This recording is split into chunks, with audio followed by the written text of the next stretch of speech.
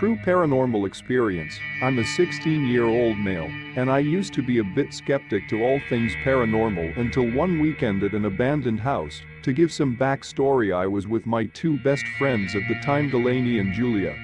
We were home alone and bored at Delaney's house with nothing to do. I can't remember whose idea it was, but one of us had the idea to drive around some of the old dirt roads and check out abandoned buildings. There are a lot of abandoned places around where we live.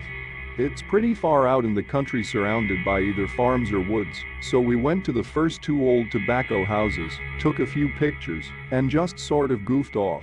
We got back on the road and saw an old unkept driveway. Keep in mind, hardly anyone lives on this road. So we decided to drive down the driveway despite Julia saying we shouldn't because it didn't feel right to her. Not the fact that it'd be trespassing, just that she had extremely bad vibes about that place. However, Delaney and I insisted. We drove down it, and it went pretty far back into the woods. This is where weird things started to happen. We parked the truck in a little clearing and noticed an abandoned house in the distance. However, before we got out of the truck, the front sensor went off beeping like crazy. Then so did the back one. It was as if someone had walked around the truck. The weird thing about this is we were parked in a clearing, so there was nothing to make the sensors go off. Even if there were, they would have gone off before we even parked the truck, and wouldn't have just randomly gone off in that order. Delaney and Julia were freaked out. But I just ignored it. It wasn't until later that this would freak me out too. We all got out of the truck and started walking towards the house. I was in front with my friends, waking a decent distance behind me. If I'm honest, I was just showing off and acting fearless.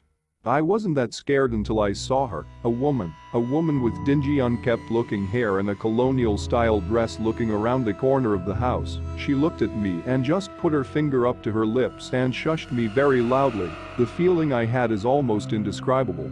Imagine feeling as if all sense of safety and protection is gone and you don't feel at all happy. My heart felt like it stopped. I started crying. I was so scared. I knew she wasn't human. I don't know how, I just knew.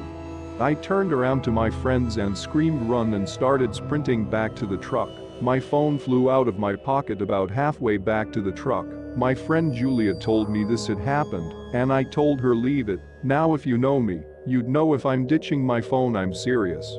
Julia's and Delaney got back to the truck. We tried to open it, but it was locked. Delaney reached for her keys, but they were gone, and so was Julia's phone. It's as if whatever that thing was trying to keep us there. Delaney ran back and picked up Julia and I's phones and found her keys.